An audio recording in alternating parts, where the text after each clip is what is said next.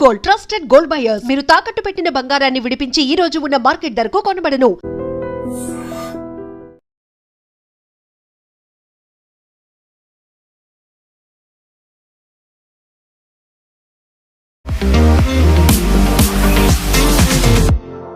నమస్తే, నేను Kavitha. Welcome to I Dream News and నిజాలు. ఇరాన్ మీద అమెరికా చేస్తున్నటువంటి దాడులు సరికొత్తగా టర్న్ తీసుకున్నాయి. ఇప్పటిదాకా 4 రోజులు మిసైళ్ల వర్షం కురిస్తే ఇప్పుడు మాత్రం మాటలతో దాడులు, యుద్ధం అనేది కొనసాగుతోంది. హర్ముజ్ జలసంధిని ఓపెన్ చేయడంతో పాటుగా ఆ జలసంధి గుండా వెళ్లేటువంటి వాణిజ్య నౌకలకు భద్రత కల్పిస్తాము అనే పేరుతో 20% టోల్ వసూలు చేస్తాము అనేటువంటి ట్రంప్ వ్యాఖ్యల మీద ఇరాన్ మండిపడింది. ఎట్ ద సేమ్ టైం సరికొత్త సుప్రీం లీడర్ మొస్తఫా ఖమేని 90% మరణించినట్టే అనేటువంటి ట్రంప్ మాటలు. ఇరాన్లో అసలు ఏం జరుగుతోంది, నెక్స్ట్ ఎలాంటి టర్న్ తీసుకోబోతోంది? మనతో పాటుగా ఉన్నారు సీనియర్ జర్నలిస్ట్ సురేష్ కొచ్చతిల్ గారు. సార్ నమస్తే.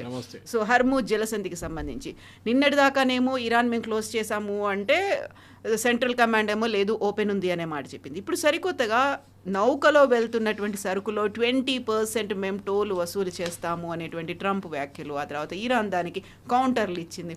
యాక్చువల్గా హర్ముజ్ జలసంధికి సంబంధించి ఎందుకని ఇంత పెద్ద ఇష్యూ అవుతుంది అసలు? మనకు అందరికి తెలిసిందే, వరల్డ్లో ఉన్న టోటల్ 20% క్రూడ్ ఆయిల్ కెపాసిటీ అక్కడి నుంచి వస్తుంది బయటికి. Kuwait, Bahrain, Qatar, Saudi Arabia, Iran also included. ఒమాన్ అటువైపు నుంచి దే హ్యావ్ నో కనెక్షన్, దానికి ప్రాబ్లం లేదు. ఇరాక్ కూడా ఇటువైపు నుంచి సేమ్ థింగ్. అది కాకుండా fertiliser, propane gas, methane gas, petrochemicals, ఇదన్నీ అదే రూట్ నుంచి వస్తుంది. అన్ని by products crude oil. Actually అది మీరు చోక్ చేసేస్తే ప్రైసెస్ పెరుగుతుంది. మనం చూసాం కూడా ఫిబ్రవరి 28 తర్వాత బాంబింగ్ తర్వాత రేట్లు పెరగడం మొదలైంది. ఒకసారి 120 దాకా వెళ్ళింది పర్ డాలర్. ఇప్పుడు అమెరికా ఏమంటున్నారంటే ఇరాన్తోని మేము ఒక MOU సైన్ చేసాం. మనం దాని గురించి చాలా మాట్లాడాము. MOU was very badly drafted అని అందరు ఇప్పుడు అగ్రీ చేస్తున్నారు.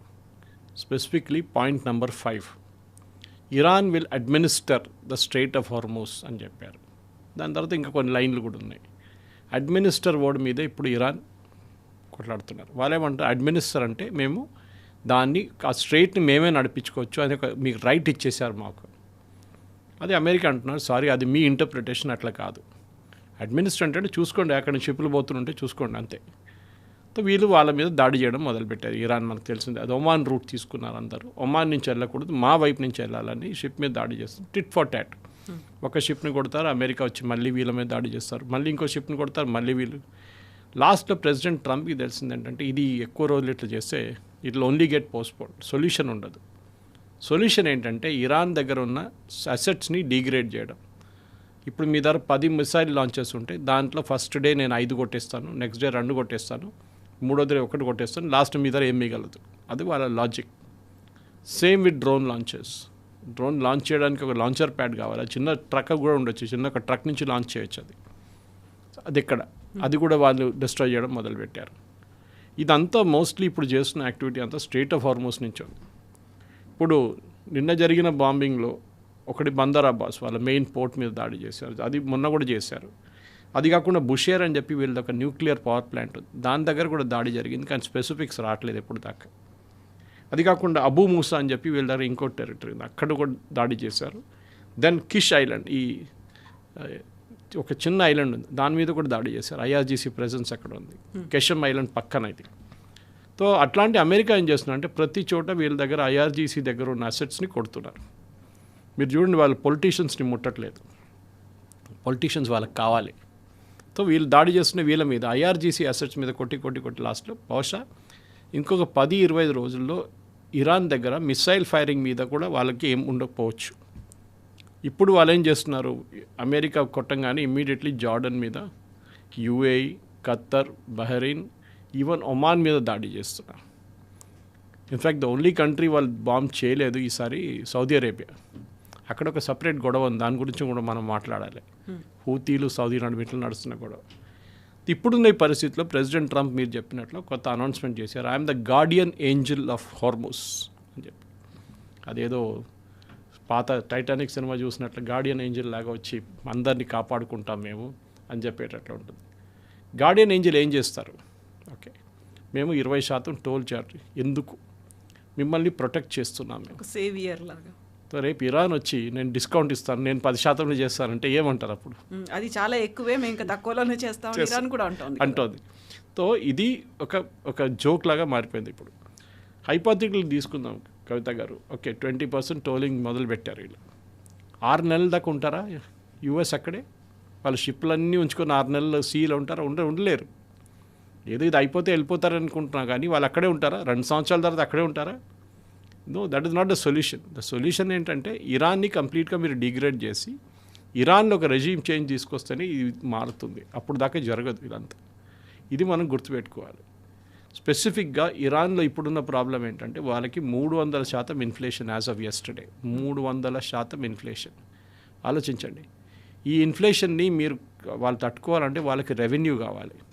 వీళ్ళేం చేశారు? రెవెన్యూ కోసం ఇప్పుడు నిన్న సాయంత్రం నుంచి మళ్ళీ వీళ్ళు యుఎస్ వాళ్ళ బ్లాకేడ్ మొదలుపెట్టారు, నేవల్ బ్లాకేడ్. అంటే నౌ ఇరానియన్ షిప్స్ లోపలికి రావడానికో బయటికి వెళ్ళడానికే కాదు, ఇరానియన్ కస్టమర్స్ కూడా వాళ్ళ వైపు నుంచి పంపిస్తున్న కంటైనర్ కానీ వాళ్ళ పంపిస్తున్న కార్గో ఇరాన్కి చేరుకోదు. నిన్న మాట్లాడినప్పుడు ఒక మాట అన్నాం, తజికిస్తాన్ నుంచి వచ్చిన ఒక రైల్వే ట్రాక్ని కొట్టారు అమెరికాని. అది చాలా క్రూషియల్ రైల్వే ట్రాక్ ఉండే. అది మషాడ్, ఈ మన ఖమేనీ హోమ్ టౌన్ దగ్గర ఉండే. అది అక్కడ వాళ్ళ బ్రిడ్జ్ మీద కొట్టారు వాళ్ళు, కనెక్షన్ కట్ అయ్యేట్టుగా. కరెక్ట్. సో తజికిస్తాన్ చైనా నుంచి రాదు. ఇప్పుడు వాళ్ళకి ఒకటే రూట్ ఏముందంటే పాకిస్తాన్ నుంచి. పాకిస్తాన్ కరాచీ హార్బర్కి వచ్చి అక్కడి నుంచి కొన్ని గోడార్ నుంచి అక్కడి నుంచి వాళ్ళు బై రోడ్ తీసుకురావాల్సి వస్తుంది ఈ ప్రోడక్ట్స్ అంతా. కానీ ఇప్పుడు అది అంత ఈజీ కాదు. పాకిస్తాన్ని కూడా ట్రాక్ చేస్తున్నారు అమెరికా. ఇప్పుడు జరగబోయేది ఏంటంటే అమెరికా వైపు నుంచి మేజర్గా వాళ్ళ అసెట్స్ని ప్రొటెక్ట్ చేసుకుంటున్నారు.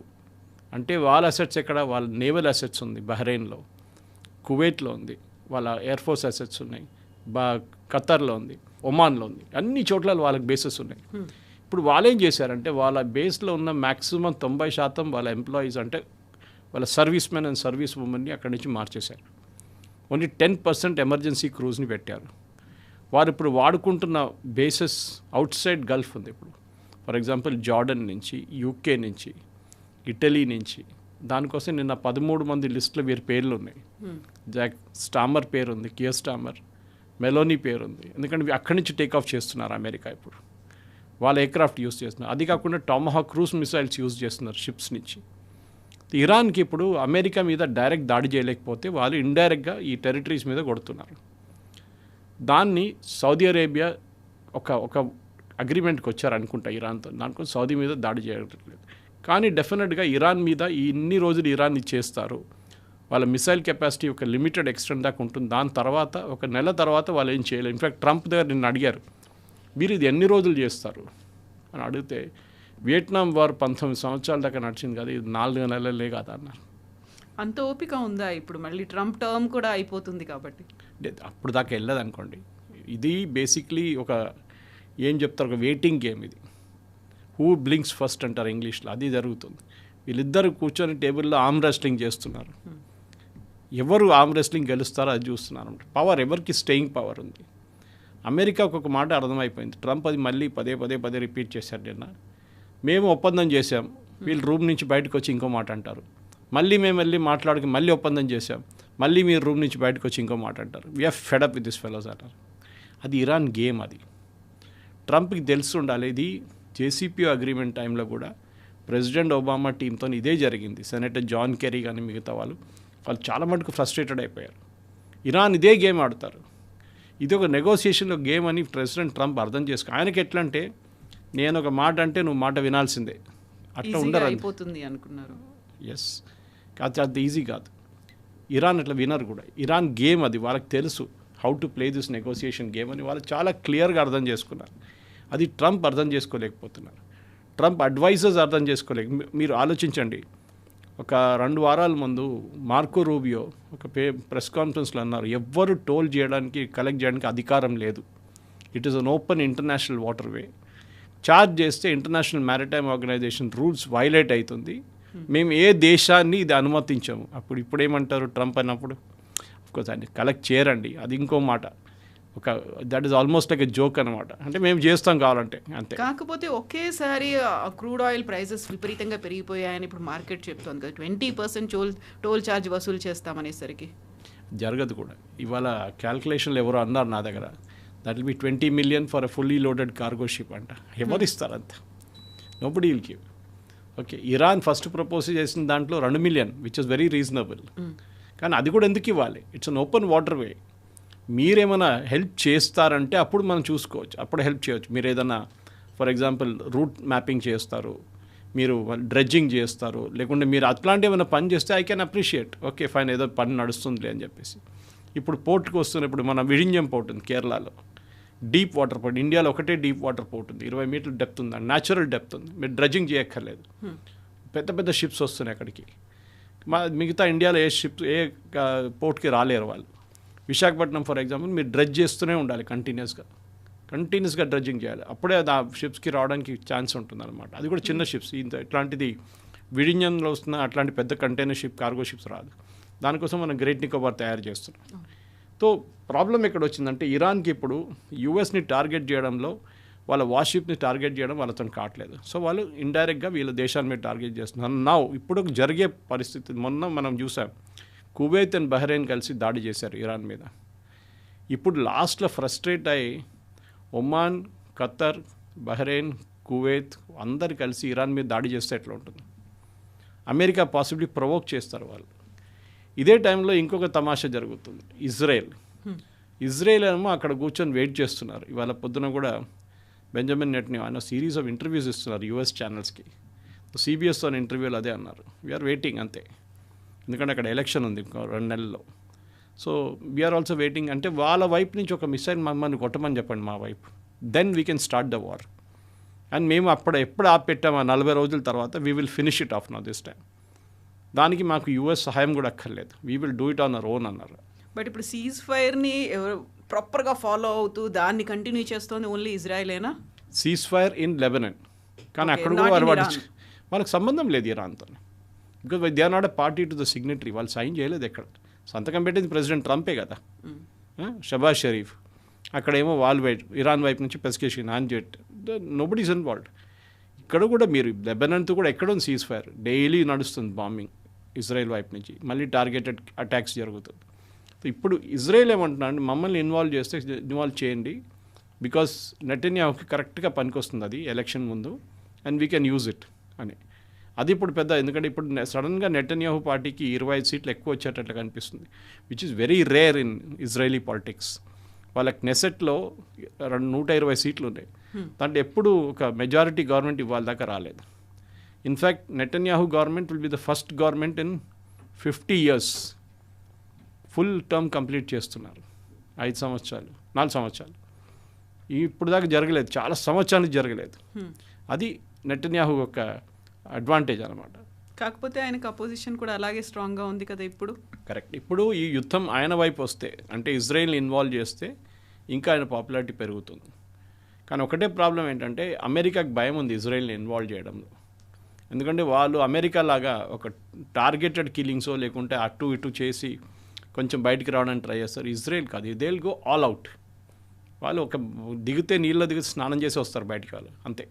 అట్లా ట్రంప్ అట్లా కాదు, ఆయనకు భయం ఉంది. ఈజ్ ఆల్వేస్ కేర్డ్, ఏమైనా జరుగుతుందా, మా వైపు ఏమైనా పాలిటిక్స్ ఉంటుందా, మా వైపు ఏమైనా ఓట్లు పోతాయా, ఇది ఆయనకు భయం ఉంది. ఆయిల్ ప్రైసెస్ ఫర్ ఎగ్జాంపుల్ మీరు చెప్పేది చూడండి, 86 దాకా వచ్చినాయి ఇప్పుడు per dollar. Brent crude is benchmark, మనకి 68 దాకా తగ్గింది ఇప్పుడు పర్ బ్యారెల్. ఇప్పుడు that is a big factor. కానీ ట్రంప్ ఏమంటున్నారు, అది ఓకే కొన్ని రోజులే కదా, నేను మొత్తం ఖతం చేస్తే మళ్ళీ పడిపోతుంది రేట్లు, టెన్షన్ లేదులే అంటున్నారు. So is prepared for it and mentally is prepared అనమాట. అదే టైంలో నేను చెప్పాను చూడండి, ఇంకొక పెద్ద issue Saudi Arabia and Yemen నడుమిట్లో. యమన్లో స్పెసిఫిక్లీ హూతీలు. అండ్ ఈ హూతీ డెలిగేషన్ వీళ్ళ పేరు ఈజ్ కాల్డ్ అన్సరుల్లా హూతీస్ అంటారు వీళ్ళని. వీళ్ళు ఇరాన్ది ఒక అఫిలియేట్, మనకు తెలిసిందే, లైక్ హెజ్బుల్లా అండ్ హమాస్. వీళ్ళొక డెలిగేషన్ మొన్న Sanaa is the international airport of Yemen, అది రెబెల్స్ చేతిలో ఉంది. అది ఈ రెబెల్స్ హూతీలు అక్కడి నుంచి ఒక డెలిగేషన్ ఇరాన్కి వెళ్ళారు. ఆ ఇరాన్ నుంచి సౌదీ అరేబియాకి వచ్చిన ఎయిర్క్రాఫ్ట్, వీళ్ళని తీసుకెళ్ళడానికి వీళ్ళ దగ్గర ఎయిర్క్రాఫ్ట్ లేవు. సో మహాన్ ఎయిర్ అని చెప్పి వాళ్ళ దగ్గర ఎయిర్ ఉంది ఇరాన్ దగ్గర, వాళ్ళు పంపించారు ఎయిర్ క్రాఫ్ట్. అది సౌదీ అరేబియా టెరిటరీ మీద నుంచి ఫ్లై చేసింది. సౌదీ అరేబియా ఇమీడియట్లీ వాళ్ళు F-16s పంపించారు దాన్ని కౌంటర్ చేయడానికి. అప్పుడు దాకా ల్యాండ్ అయిపోయింది సనాలో. వచ్చి ల్యాండ్ అయ్యి వాళ్ళు ఒక డెలిగేషన్ తీసుకెళ్లారు. వాళ్ళు అక్కడ వెళ్ళిన తర్వాత ఫ్యూనరల్ అయిన తర్వాత ఇట్లనే వెళ్ళాం కదా, పాసిబ్లీ కర్బలా అక్కడ ఇక్కడ అని తిరిగేసి వాళ్ళు వచ్చి ఉంటారు రిటర్న్. వచ్చినప్పుడు ల్యాండ్ చేయడానికి సనాకు వస్తున్నప్పుడు వితిన్ 5 minutes బిఫోర్ రన్వే మీద బాంబ్ చేశారు.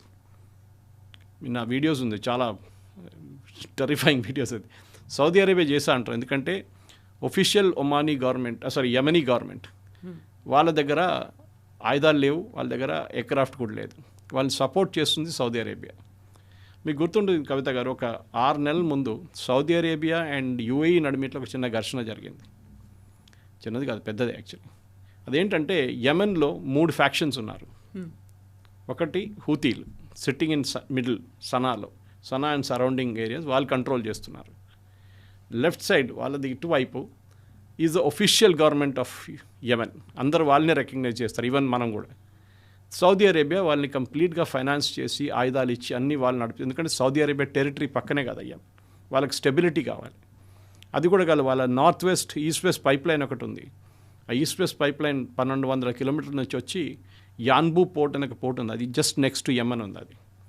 అది ఎక్కడైనా వీళ్ళు డిస్టర్బ్ చేస్తే హూతీలు పెద్ద ప్రాబ్లం అయింది. సో సౌదీ అరేబియాకి లాంగ్ టర్మ్ గేమ్ ప్లాన్ అంటే యెమెన్ మా టెరిటరీ లాగా ఉండాలి, మా చేతిలో ఉండాలి. కానీ ఈ హూతీలకు పడదు.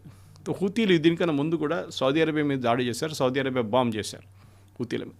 ఒక 3వ ఫ్యాక్షన్ ఉండే అక్కడ, అది ఇప్పుడు కూడా ఉందనుకోండి, సదర్న్ టెరిటోరియల్ అలయన్స్ STA. వీళ్ళని UAE సపోర్ట్ చేస్తుండే ముందు టిల్ అబౌట్ 6 months. వాళ్ళు ఆయుధాలు ఇచ్చి డబ్బులు ఇచ్చి వాళ్ళకి కావాల్సిన హార్డ్వేర్ కూడా పంపించారు.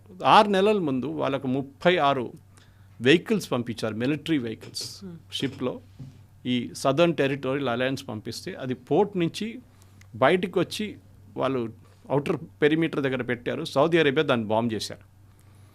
అప్పుడు UAE అడిగారు, ఎందుకు మా దానికి ఎందుకు బాంబ్, హూతీలు అంటే మేము అర్థం చేసుకోవచ్చు, మా మీద ఎందుకు బాంబ్ చేసి, you have no right to be there, మీరు ఇక్కడి నుంచి వెళ్ళిపోవాలి, మీరు ఈ యుద్ధాల్లో ఇన్వాల్వ్ కాకండి. సో మిడిల్ ఈస్ట్ అంటే మనం ఇరాన్, ఖతర్ వీళ్ళు అనుకోండి, వీళ్ళ నడిమిట్లో పెద్ద గొడవ ఉంది ఇక్కడ. సౌదీ అరేబియా హూతీలకు పడదు అసలు. సో హూతీలు అండ్ యాక్చువల్లీ వాళ్ళు షియా వాళ్ళు, అండ్ వీళ్ళందరూ ఒఫిషియల్గా ఈ కోమ్ అని చెప్పి ఇరాన్లో ఒక చాలా హోలీ ప్లేస్ ఉంది ఒకటి. కోమ్ నుంచి చదువుకొని వచ్చిన, అక్కడున్న మద్రసాలు చదువుకొచ్చిన వాళ్ళు వీళ్ళందరూ ఈ హూతీలు, అన్సరుల్లా హూతీలు అంటారు వీళ్ళని. సో హూతీల మీద సౌదీ అరేబియా ఇప్పుడు రెగ్యులర్గా దాడి. సో నిన్న ఈ ప్లేన్ ల్యాండ్ కావడానికి వచ్చినప్పుడు బాంబ్ చేశారు. సనా గవర్నమెంట్ ఏమంటున్నారంటే, ఒఫిషియల్ గవర్నమెంట్ ఏమంటున్నారంటే, యెమెనీస్ గవర్నమెంట్ దాంట్లో మిస్సైల్స్ తీసుకొస్తున్నారు, ఆయుధాలు తీసుకొస్తున్నారు, ప్యాసింజర్లు ఒక్కరే కాదని చెప్పి. లాస్ట్లో ఎయిర్క్రాఫ్ట్ వాళ్ళ దగ్గర పోర్ట్ టౌన్ ఉంది, దాని దగ్గర ఇంకొక చిన్న రన్వే ఉంది, అక్కడ ల్యాండ్ అయిందన్నమాట. కానీ అక్కడ ల్యాండ్ అయ్యే ముందు అక్కడ కూడా వీళ్ళు బాంబ్ చేయడానికి ట్రై చేశారు, కానీ అది సక్సీడ్ కాలేదు సౌదీ అరేబియా. సౌదీ ఆఫ్కోర్స్ చెప్పట్లేదు మేము ఇన్వాల్వ్డ్ ఉన్నాను, ఎక్కడ మాట్లాడలేదు వాళ్ళు. అక్కడ ఒక పెద్ద యుద్ధం నడుస్తున్నప్పుడు ఇక్కడ చిన్న యుద్ధం ఒకటి నడుస్తుంది ఇక్కడ కూడా. సో అది స్టార్ట్ అయింది. మళ్ళీ నిన్న రాత్రి వీళ్ళు ఒక ఎయిర్పోర్ట్ మీద వీళ్ళు దాడి చేశారు. సౌదీ అరేబియాలో ఉన్న ఒక ఎయిర్పోర్ట్ మీద these people are bomb. Okay, అది అబ్హా ఎయిర్పోర్ట్ అని చెప్పి సౌదీ అరేబియాలో ఉంది. దాని మీద హూతీలు దాడి చేశారు మిస్సైళ్లతో, డ్రోన్. దాని డ్యామేజ్ మనకి ఇంకా అసెస్మెంట్ రాలేదు ఎంత డ్యామేజ్ అయిందనేది. అదే టైంలో ఇరాన్ వైపు నుంచి ఇప్పుడు ఇరాన్ని ఒక హెరాస్ చేయడానికి ఫర్దర్ నేవల్ బ్లాకేట్ పెట్టేశారు ట్రంప్. ఆయన 17 తారీఖు అన్నారు, కానీ దానికన్నా ముందే పెట్టేశారు. ఇప్పుడు ఇరాన్కి వెళ్ళే షిప్లు, ఇరాన్ నుంచి బయటకు వచ్చే షిప్ పాత సిస్టమ్ లాగా no will not be allowed. ఇరాన్కి రెవెన్యూ ఉండదు. మొన్న ఇరాన్ మీద ఫైనాన్షియల్ ఇది కూడా పెట్టేశారు ట్రంప్, చాలా మటుకు మీరు ఏం చేయలేరు, మీరు ట్రాన్సాక్షన్ చేయకూడదు ఇంటర్నేషనల్ లెవెల్లో అని చెప్పి అది కూడా బ్లాకేజ్, కంప్లీట్ ఫైనాన్స్ బ్లాక్ చేసేసారు వాళ్ళది. ఇప్పుడు వాళ్ళు డబ్బులు కూడా తీయలేరు, డబ్బులు పెట్టలేరు ఎక్కడ ఏ బ్యాంక్ నుంచి కూడా. ఇది ఇప్పుడున్న పరిస్థితి. ఇంకా ముందుకు వెళ్తూ బహుశా ఒక వారం తర్వాత ఏం జరుగుతుందని అందరు అడుగుతున్నారు, 2 రోజులు ఏం జరుగుతుందని నేను అడుగుతున్నాను. అన్సర్టనిటీ ఉంది, ఒక స్టేబుల్గా అనేది కనిపించట్లేదు, అనిశ్చితి, క్రైసిస్ అనేది ఇవన్నీ ఉన్నాయి. ఇందులోనే మళ్ళీ ట్రంప్ ఇంకొక కీలకమైనటువంటి ఒక స్టేట్మెంట్ ఇచ్చారు మోస్తబా ఖమేనీకి సంబంధించి. ఆయన 90% చనిపోయినట్టే అనేది. 90% చనిపోవడం అంటే ఏంటి? కోమాలో ఉన్నాడు అనమాట. సో ఆబ్వియస్లీ, ఎందుకంటే ఆ రోజు మీకు గుర్తుంటుంది, ఫిబ్రవరి 28 తారీఖు బాంబింగ్ జరిగినప్పుడు ఈ మీటింగ్లో ఆయన ఉన్నారు. ఏది వాళ్ళ ఫాదర్ 40 కమాండర్లతో మీటింగ్ నడుస్తున్నప్పుడు ఆయన అక్కడ ఉన్నాడు. కానీ ఫర్ అ ఫ్యూ మినిట్స్ ఈ స్టెప్డ్ అవుట్ అని చెప్పి అమెరికా స్టేట్మెంట్ ఇచ్చారు. అప్పుడే బాంబింగ్ జరిగింది. అందరికి డౌట్ వచ్చింది ఏంటంటే ఇదేంటి ఒక సీరియస్ మీటింగ్ ఉన్నప్పుడు స్టెప్ అవుట్ చేయడం ఏంటి, ఆయన ఎలా బయటికి వెళ్ళారు, ఎందుకు బయటికి వెళ్ళారు, ఎలా కాదు ఎందుకు బయటికి వెళ్ళారు, వాజ్ ఈ part of the scheme of things or ఆయనకి ఏదో ముందే మెసేజ్ వచ్చి ఉంటుంది, ఆయన ఒక్కరు పక్కన వెళ్ళిపోయారంట. సో అంత సీరియస్ ఇంజరీ రాలేదు, మిగతా అందరూ వైపౌట్ అయిపోయారు ఇంక్లూడింగ్ వాళ్ళ ఫ్యామిలీ మీటింగ్లో లేరు, అదే బిల్డింగ్లో ఉన్నారు. ఆ బిల్డింగ్ కింద ఉన్న వాళ్ళ మీద కూడా ఇంపాక్ట్ పడింది, 14 months old బేబీ కూడా చనిపోయింది. కానీ ఈయన కాంపౌండ్ నుంచి బయటికి వెళ్ళారంట అప్పుడు ఆ టైంలో. So we don't know the real story ఏం జరిగింది అనేది. ఇప్పుడు కవిత గారు మొన్న కూడా మనం మాట్లాడుతూ చెప్పాం, ఒక మెయిన్ ఫ్యాక్టర్ అమెరికా ఏంటంటే ఈ ముస్తఫా ఖమేనీ లేర్ అని చెప్పారనుకోండి, ఐఆర్జీసీ కొలాప్స్ అయిపోతుంది. That is 100%. వీళ్ళు ఐఆర్జీసీ మీదే దాడి చేస్తున్నారు. మీరు చూడండి, వీళ్ళు అమెరికా వీళ్ళ వ్యతిరేకంగా మాట్లాడలేదు, ఎవరు అరాచీ కానీ గాలిబాఫ్ కానీ, వీళ్ళిద్దరు కూడా ఎక్కువ నాయిస్ చేయట్లేదు, ఇప్పుడు లొల్లి చేయట్లేదు. వీళ్ళు దే ఆర్ వెరీ క్వైట్, అప్పుడప్పుడు ఒక స్టేట్మెంట్ ఇస్తున్నారు అంతే, కానీ వాళ్ళు పెద్ద స్టేట్మెంట్ ఇవ్వట్లేదు. మొన్న జరిగిన ఫ్యూనరల్లో మీకు చెప్పాను కూడా నేను, అరాచీ మీద రాళ్లతో దాడి చేశారు అక్కడ ఉన్న కొంతమంది, పెస్కేషియన్ సెక్యూరిటీ గార్డ్స్ని కొట్టారు. ఇట్లాంటి పరిస్థితుల్లో పొలిటికల్ వింగ్, అక్కడున్న పొలిటికల్ వింగ్ చాలా కేర్ఫుల్ ఉన్నారు. అహ్మదీజనాద్ అని చెప్పి వీళ్ళ పాత ఒక ప్రెసిడెంట్ ఉండే, ఆయన హౌస్ అరెస్ట్లో ఉన్నారు. నిన్న ఆయన హౌస్ అరెస్ట్ ఇంకా కొంచెం స్ట్రిక్ట్ చేసేసారు. ఆయన ఇజ్రాయేలీ ఏజెంట్ అని చెప్తున్నారు ఆయన. ఇప్పుడు బహుశా ఆయన చంపేస్తారు కూడా, అది కూడా జరగవచ్చు నెక్స్ట్ 1 weekలో. సో ఆ పరిస్థితిలో ఉన్నారు. ఇప్పుడు ఇరానియన్ రెవల్యూషనరీ గార్డ్ మీదే అమెరికా ఫోకస్ అంతా ఉంది. వాళ్ళ దాడి చేయడమే, వాళ్ళ దాంట్లో అబు మూసా అనేది ఇంకా చాలా దూరం, నాట్ నియర్ ద కోస్ట్, దాని మీద దాడి చేయడం ఎందుకు, అక్కడే ఐఆర్జీసీ చాలా పెద్ద కమాండ్ సెంటర్ ఉంది, దాన్ని కొట్టారు. ప్రెసిడెంట్ ట్రంప్కి ఒకటే ఏం, ఇప్పుడు ఆయనకు ఒక పర్సనల్ అంటే ఒక యాంగర్ ఉంది, కోపం ఉంది. ఏంటి, నా మీద దాడి చేయడానికి ఇరాన్ ప్లాన్ చేశారా, వీళ్ళకి ఎంత ధైర్యం అని చెప్పి ఆ ఒక కోపం ఆయనకు ఉంది. దానికోసమే ఆయన ఇప్పుడు కన్సిస్టెంట్గా ఇరాన్ మీద దాడి చేస్తున్నారు. ఆయన అడ్వైజర్స్ కూడా పీట్ హెస్గెత్ కానీ మిగతా వాళ్ళు కూడా మొన్న మాట్లాడుతూ అదే అన్నారు, అమెరికా మీద, అమెరికన్ ప్రెసిడెంట్ మీద దాడి చేయడం ఏంటి, మీరు 13 మంది రిలీజ్ చేశారు పేర్లు, నో ప్రాబ్లం మాకు, అంటే పీట్ హెస్గెత్ పేరు కూడా ఉంది, మార్కో రూబియో ఉన్నారు, దట్ ఈస్ వాళ్ళు ఇట్స్ ఓకే. బట్ మా ప్రెసిడెంట్ మీద మీరు ఓపెన్ అటెంప్ట్ చేస్తానని చెప్పినప్పుడు ఆయన ఎయిర్క్రాఫ్ట్ మార్చుకోవాల్సి వచ్చింది, అందుకు మీరు మా మీద చేస్తారు, అప్పుడు మేము చూపిస్తాం మీకు. దీని నడిమిట్లో మళ్ళీ పీస్ టాక్స్ అని ఎవరు చెప్తున్నారు, ఎప్పుడు పట్టించుకోవట్లేదు పీస్ టాక్స్. ఇప్పుడు this no peace talks, ceasefire collapse అయింది. ప్రెసిడెంట్ ట్రంప్ నిన్న అమెరికన్ కాంగ్రెస్ని ఇన్ఫార్మ్ చేశారు that we have started the war again అని.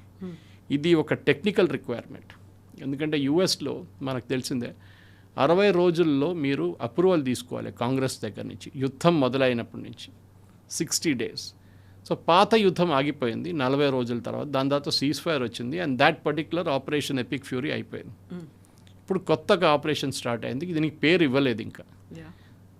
ప్రెసిడెంట్ ట్రంప్ అయితే it's not a full fledged war, skirmish అని చెప్తున్నారు, కానీ దాని డెఫినేషన్ చాలా మటుకు ఉంటుంది. ఇంగ్లీష్ డిక్షనరీ చూస్తే మీకు ఇంకా డెఫినేషన్స్ వస్తుంది. కానీ ఇప్పుడున్న చాలా మటుకు అమెరికా స్ట్రాటజీ చాలా క్లియర్, ఇరాన్ మీద కన్సిస్టెంట్గా దాడి చేయడం, ప్రతిరోజు, ఒకరోజు 80, 140, నిన్న 200, ఇంకా ఇట్లా చేసుకుంటే పోతే లాస్ట్లో వాళ్ళ క్యాల్కులేషన్ ఏంటంటే ఏదో ఒక రోజు ఐఆర్జీసీ వాళ్ళు సరెండర్ అవుతారు, they will just lift the hands up and say sorry, మాకు ఇంకా మేము తట్టుకోలేము దాన్ని, ఆ పొజిషన్కి వస్తున్నారు. ఐఆర్జీసీకి ఇంకా తెలియదా ముస్తఫా ఖమేనీ ఎలా ఉన్నాడు అని? ఎందుకు వాళ్ళకంటూ ఇంత పెద్ద ఇంటెలిజెన్స్ అనేది ఉంది, వాళ్ళతో పాటుగా అక్కడ ఉన్నటువంటి ఏజెంట్స్ ఇంతమంది వర్క్ చేస్తున్నప్పుడు, అండ్ మోర్ ఓవర్ 5 days జరిగినటువంటి ఫ్యూనరల్ ప్రాసెస్, ఆ తర్వాత ఫ్యూనరల్ అయిపోయిన తర్వాత కూడా అప్పుడు కూడా ముస్తఫా ఖమేనీ కనిపించలేదు. అదర్ 3 siblings అయితే అక్కడ కనిపించారు, వాళ్ళందరూ దే టుక్ పార్ట్, వాళ్ళు ఎమోషనల్ అయ్యారు, ఏడ్చారు, ఈ విజువల్స్ అన్నీ మనకు వచ్చాయి. బట్ ముస్తఫా ఉన్నాడా లేదా అనేటువంటి విజువలు లేదు, ఏ న్యూసు లేదు, ఇప్పటికీ వాళ్ళకి అర్థం కావట్లేదా? అర్థమవుతుంది వాళ్ళకి. మన నార్త్ కొరియన్ ప్రెసిడెంట్ చనిపోయినప్పుడు, ఇప్పుడు కిమ్ జాంగ్ ఉన్ వాళ్ళ ఫాదర్ చనిపోయినప్పుడు ఆల్మోస్ట్ 40 రోజుల దాకా వాళ్ళు ఇన్ఫార్మ్ చేయలేదు లోకానికి ఇది చనిపోయారని చెప్పేసి. ఎందుకంటే అక్కడ అంత థ్రెట్ లేదనుకోండి, అక్కడ 1 party రూల్, అక్కడ 1 man రూల్ యాక్చువల్లీ. సో మీరు ట్రాన్స్ఫర్ ఆఫ్ పవర్ క్వశ్చన్ లేదు అక్కడ. ఇక్కడ ప్రాబ్లం ఏముందంటే కవిత గారు, దట్ ఐఆర్జీసీకి భయం ఏంటంటే ఇంకొక ఫ్యాక్షన్ టేక్ ఓవర్ చేసుకోవచ్చు ఇరాన్ని. వీళ్ళ నడిమిట్లో ఒక డివిజన్ తీసుకురావడానికి ట్రై చేస్తున్నారు. ఒకవైపు అమెరికా వైపు మారిపోతే రేపు వీళ్ళందరినీ చంపేస్తారు, ఆబ్వియస్లీ. మొత్తం సరెండర్ అయిపోయినట్టు situation. Everybody including Mustafa Khamenei. IRGC split అయిపోతుంది. ఎందుకంటే అదే అమెరికా చేస్తున్నారు. ఇది వీళ్ళు ఆఫ్ఘనిస్తాన్లో కూడా చేశారు, మీకు గుర్తుంటుంది. అల్ఖైదా మీద చేసిన దాడి తర్వాత దానికన్నా ముందు తర్వాత తాలిబాన్ తీసుకొచ్చారు. ఎందుకు తాలిబాన్ అల్ఖైదా కూడా సింబియాటిక్ రిలేషన్షిప్ ఉంది, కానీ తాలిబాన్ని స్ప్లిట్ చేసేసారు. ఇప్పుడు ఆ తాలిబాన్ పాకిస్తాన్ మీద గొడవ పెడుతోంది. గుడ్ తాలిబాన్ అని ఒక అవును టర్మ్ యూజ్ చేస్తుండే. ఈ గుడ్ తాలిబాన్ బ్యాడ్ తాలిబాన్ ఏంటనేది అప్పుడు ఇండియా అడిగారు ఒకసారి. దర్ నో డిఫరెన్స్ అని చెప్పేసి. క్వాలిటీస్ ఏముంటాయి వాళ్ళకి? ఇప్పుడు అఫ్కోర్స్ తెహరీక తాలిబాన్గా మారిపోయారు, పాకిస్తాన్ మీద దాడి చేస్తున్నారు. ఇప్పుడు భస్మాసుర్ ఎఫెక్ట్ అంటారు నేను దాన్ని. ఇచ్చిన వరం శివుడు మీద ట్రై చేయడానికి ట్రై చేశారు. పాకిస్తాన్ కూడా అంతే, పాకిస్తాన్ సంగతి. ఇప్పుడు ఉన్న పరిస్థితుల్లో ఐ థింక్ ఐఆర్జీసీ చాలా వీక్ వికెట్లో ఉన్నారు. వాళ్ళ దగ్గర బహుశా ఇంకొక 15 రోజుల దాకా ఉన్న మిసైల్ స్ట్రెంగ్త్ వాళ్ళ దగ్గర ఉంది. దాని తర్వాత ఏం చేస్తారు? బికాజ్ నెక్స్ట్ స్టెప్ అమెరికాలోని కొంతమంది జనరల్స్ ఇవాళ పొద్దున అమెరికన్ ఛానల్స్లో మాట్లాడుతూ ఏమన్నారంటే, ఇప్పుడు ఒకసారి స్టేట్ ఆఫ్ హార్మోస్ని మొత్తం క్లీన్ చేసిన తర్వాత ఇంకో 4-5 రోజుల తర్వాత ఇప్పుడు బుషేర్ మీద కొట్టారు. Bushehr is the nuclear plant. Bushehr మీద కొట్టడం అంటే చాలా డేంజరస్. మొన్న Iranian I think it was Araghchi statement ఇచ్చారు, మీరు బుషేర్ కొడితే గుర్తుపెట్టుకోండి దీని ఇంపాక్ట్ యూఏఈ మీద ఉంటుంది, సౌదీ అరేబియా మీద ఉంటుంది అని చెప్పి. చాలా కేర్ఫుల్ ఉండాలి. వాళ్ళు కాంపౌండ్లో కొట్టారంటున్నారు, అంటే కాంపౌండ్లో బహుశా ఐఆర్జీసీ మిలిటరీ యూనిట్ ఉండొచ్చు, వాళ్ళ మీద కొట్టారు. కానీ న్యూక్లియర్ ప్లాంట్ ముట్టకూడదు ఎప్పుడు. That is unwritten law in the world అనమాట. మీరు ఎప్పుడు ఒక న్యూక్లియర్ ప్లాంట్ కొట్టకూడదు. కొడితే ఆ దేశానికి ఒకటే కాదు, పక్కనున్న వాళ్ళకు కూడా ఇంపాక్ట్ ఉంటుంది దానికి. ఇప్పుడు వీళ్ళు ట్రై చేస్తున్న ఏంటంటే ఇంటీరియర్ కొట్టడానికి ట్రై చేస్తున్నారు. ఐఆర్జీసీ ఎక్కడెక్కడ, ఫర్ ఎగ్జాంపుల్ తెహరాన్లో వాళ్ళ కమాండ్ అండ్ కంట్రోల్ సెంటర్ ఉంది ఒకటి. అది యుద్ధం మొదలై 2 రోజులు వీళ్ళు కొట్టేశారు మొత్తం కంప్లీట్ ఆ బిల్డింగ్ని. ఇప్పుడు ఎక్కడో కొత్త ప్లేస్ నుంచి ఆపరేట్ చేస్తున్నారు. అదొకసారి యాక్షనబుల్ ఇంటెలిజెన్స్ వస్తే దాని మీద దాడి చేస్తారు. అది కాకుండా చాలా మటుకు ఇస్ఫహాన్ ఉంది, ఫర్దో ఉంది, తెహరాన్ ఉంది. ఇట్లాంటి చాలా మటుకు డిఫరెంట్ రీజన్స్లో కూడా వీళ్ళు డీసెంట్రలైజ్ అయిపోయారు. దాన్ని నెక్స్ట్ కొట్టడానికి they are already on the job అనమాట. బహుశా ఇంకొక 1-10 రోజుల్లో ఇంటీరియర్ ఇరాన్ మీద కొట్టడానికి అమెరికా మొదలు పెడతారు. అప్పుడు దాకా ఇజ్రాయెల్ మీద ఒక దాడి జరిగితే ఇజ్రాయెల్ వచ్చి మేము 40% చూసుకుంటాం, మీరు 60% చూసుకోండి అని చెప్పి వాళ్ళు డివైడ్ చేసుకుంటారు రోల్ అనమాట. కానీ ఇజ్రాయెల్కి చాలా ఇంపార్టెంట్. అమెరికాకి ఇంత ఇంపార్టెన్స్ లేదు, కానీ ఇజ్రాయెల్కి ఇరాన్లో ఉన్న రెజిమెంట్, ఇప్పుడున్న రెజీమ్ మారాల్సిందే, ఇప్పుడున్న గవర్నమెంట్ మారాలి. దానికి అహ్మదీనెజాద్ తీసుకొస్తారో లేకుంటే ఇంకెవరన్నా తీసుకొస్తారో వీఆర్ నాట్ షూర్. కానీ డెఫినెట్గా ఇజ్రాయెల్ దగ్గర ఒక గేమ్ ప్లాన్ ఉంది. వాళ్ళు ఫస్ట్ ఫేజ్లో ఫెయిల్ అయ్యారు. ఎస్, వాళ్ళు అనుకున్నారు ఖమేనీని కొట్టంగానే రెజీమ్ మారిపోతుందని. కానీ ట్రంప్ ఇప్పుడు తెలిసిపోయింది, ట్రంప్ కూడా ఇరాన్తో డీల్ చేసి there is no use, absolutely no use, వీళ్ళని ఫినిష్ చేయాల్సిందే రెజీమ్. ఇంకొక 1-10 రోజులు ఇంటెన్స్ బాంబింగ్ ఉంటే ఇరాన్ ఫోల్డప్ అయిపోతారు. ఐఆర్జీసీ విల్ డెఫినెట్లీ ఫోల్డప్, దాంట్లో డౌట్ లేదు. ఇంతకాలం మాట్లాడని యునైటెడ్ నేషన్స్ సడన్గా నిన్న ఆంటోనియో గుటెరో ఒక మాట అయితే చెప్పారు, ఒక అనిశ్చితి అనేది ఉంది అక్కడ, హ్యూమన్ వాల్యూస్ లేకుంటే హ్యూమన్ లాస్ అనేది ఎక్కువ అవుతోంది, కొంచెం సంయమనం పాటించండి అని. దాన్ని అరాగ్చీతో సహా మిగతా ఇరానియన్ లీడర్స్ అంతా రీట్వీట్ చేస్తున్నారు, ఆయన ఏం మాట్లాడారు అనేదంతా మెన్షన్ చేస్తున్నారు. ఇప్పుడు ఎందుకు సడన్గా యునైటెడ్ నేషన్స్ మాట్లాడింది, ఇంతకాలం మాట్లాడలేదే? యునైటెడ్ నేషన్స్ ఒక డిబేటింగ్ సొసైటీ, వాళ్ళని ఎక్కువ సీరియస్గా తీసుకోక్కర్లేదు. ప్రెసిడెంట్ ట్రంప్ కరెక్టే చెప్పారు. ఆ ఒక మాట మీద నేను ప్రెసిడెంట్ ట్రంప్తో 100% అగ్రిమెంట్లో ఉన్నాను నేను. United nations useless body, absolutely useless. ఒక టైంలో ఎస్, యునైటెడ్ నేషన్స్ ఏంటి, ఎక్కడైనా పెద్ద గొడవ నడిస్తే, ఎక్కడైనా యుద్ధం నడిస్తే దాంట్లో వెళ్ళి వాళ్ళు ఒక రోల్ ప్లే చేయాలి. ఇప్పుడు ఇరాన్, యుఎస్, ఇజ్రాయెల్ ఇప్పుడు 4-5 నెలలు అవుతుంది. ఏమైనా చేశారా యుఎన్ వాళ్ళు? Only body, UN body which is involved is IAEA, international atomic energy agency. వాళ్ళకు ఒక స్పెసిఫిక్ రోల్ ఉంది యురేనియం కోసం. కానీ వీళ్ళదేముంది రోలు? యుఎన్ ఏం చేయట్లేదు, ఎవరు పట్టించుకోరు కూడా. అక్కడ జనరల్ అసెంబ్లీలో మాట్లాడతారు, లేకుంటే సెక్యూరిటీ కౌన్సిల్లో మాట్లాడతారు, ఓట్లు వేసుకుంటారు, దాన్ని ఎవరో వీటో చేస్తారో అయిపోతుంది. Absolutely nothing. దాని బయటికి ఏం రాదు అసలు. యుఎన్ అనేది ఐ థింక్ అవుట్లివ్డ్ ఇట్స్ పర్ఫార్మెన్స్, అయిపోయింది, దీన్ని డిస్బాండ్ చేయడం బెటర్.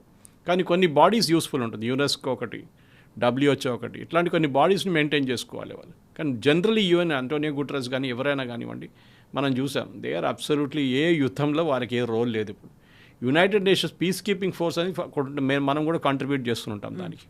They are okay. సొమాలియాలో కానీ మిగతా చోట్ల ఎక్కడెక్కడ దేర్ ఆర్ రీజనల్ వార్స్ నడుస్తుంది, అక్కడ యునైటెడ్ నేషన్స్ని పీస్ కీపింగ్ ఫోర్స్ని పంపిస్తారు. కానీ వాళ్ళు కూడా పాపం ఎక్కువ ఆయుధాలు లేదు వాళ్ళ దగ్గర. They are fighting with one hand tied behind their back అంటారు చూడండి, అట్లా చేయి కట్టేసి వాళ్ళ ద్వారా యుద్ధం చేయమంటారు, అది కాదు. కానీ ఐ థింక్ గుటెరస్ ఈ రోల్ లేదు, వాళ్ళు ఎవరు సీరియస్గా తీసుకోరు, ఎస్పెషలీ ప్రెసిడెంట్ ట్రంప్కి అయితే యుఎన్ అనగానే ఆయన కోపం వస్తుంది ఆయన. అబ్సల్యూట్లీ ఫండింగ్ కూడా విత్డ్రా చేసుకున్నారు చాలా మటుకు అక్కడి నుంచి. సో ఇప్పుడు నెక్స్ట్ 1 వీక్లో ఇరాన్లో లోపల ఇంటీరియర్ టౌన్స్ని, ఇంటీరియర్ సిటీస్ని కొట్టడం మొదలు పెడితే, అండ్ నిన్న ఒక డీసాలినేషన్ ప్లాంట్ మీద కొట్టారు. అది ఒక అది మిస్డైరెక్ట్ అయింది అంటున్నారు, కానీ నా అంచనా ప్రకారం మిస్డైరెక్ట్ కాదు, డెలిబరేట్గా కొట్టారు. మషాద్ దగ్గర, అది కూడా సేమ్ ప్లేస్, ఫ్యూనరల్ అరేంజ్ చోట. సో ఇంకా డీసాలినేషన్ ప్లాంట్ మీద కొట్టి ఎలక్ట్రిసిటీ నిన్న 3 ప్లాంట్స్ మీద కొట్టారు. రష్యా దగ్గర నుంచి ఎలక్ట్రిసిటీ కొనడానికి ట్రై చేస్తున్నారు ఇరాన్, కానీ రష్యా పరిస్థితి ఇంకా దారుణం. అక్కడ వాళ్ళు అన్నారంటే ఇంక మా 2 రోజులు వెయిట్ చేయండి, we'll let you know. Grid లేదు వాళ్ళకి, ట్రాన్స్ఫర్ చేయడానికి పవర్ రష్యా నుంచి ఇరాన్కి డైరెక్ట్ గ్రిడ్ లేదు. సో ఇరాన్లో ఇప్పుడు మేజర్ ఎలక్ట్రిసిటీ షార్టేజ్ ఉంది. నిన్న ప్రెసిడెంట్ ట్రంప్ అంచనా ప్రకారం నిన్న 300% ఇన్ఫ్లేషన్ ఉంది, 300%. అప్పుడు ఆలోచించండి, ఒక లోఫ్ బ్రెడ్ కొనాలంటే ఒక చిన్న పికప్ ట్రక్లో తీసుకెళ్లాల్సి వస్తుంది డబ్బులు. అంత కంప్లీట్ కరెన్సీ పోయింది, వాళ్ళ వాల్యూ లేదు. ఫైనాన్స్ ఇప్పుడు వాళ్ళేమనుకున్నారు 25 బిలియన్ వస్తుంది మాకు ఈ మెమరాండమ్ ఆఫ్ అండర్స్టాండింగ్, అది కూడా రావట్లేదు. ఆ 26 బిలియన్ కూడా పోయింది ఇప్పుడు. బహుశా ఐ థింక్ స్టేయింగ్ పవర్, ఇప్పుడు వీళ్ళ స్టేట్మెంట్లు కూడా చూడండి చాలా తగ్గిపోయింది. They come down. అరాచీ వీళ్ళంతా ఫుల్ స్టేట్మెంట్ వస్తుండే. ఇప్పుడు కూడా స్ట్రేట్ ఆఫ్ హార్మోజ్ మీరు ఏం చేయలేరు. Let us accept one fact, American military power is military power, దాంట్లో డౌట్ లేదు. స్ట్రాటజీ దే మేడ్ మిస్టేక్స్, తప్పులు చేశారు ఈ యుద్ధం మొదలైనప్పుడు. ఏ రోజు February 28 చేస్తారు, 40 రోజుల తర్వాత మీరు సీజ్-ఫైర్ మీరు చేయకూడదు, చేశారు వీళ్ళు. ఆ సీజ్-ఫైర్ చేయడంలోనే పెద్ద తప్పు చేశారు. నౌ దే రికవర్డ్, తెలిసిపోయింది వీళ్ళకి సీజ్-ఫైర్ అప్పుడు mistake, let us get back to full fledged war అని ఇప్పుడు అదే నడుస్తుంది అన్నమాట.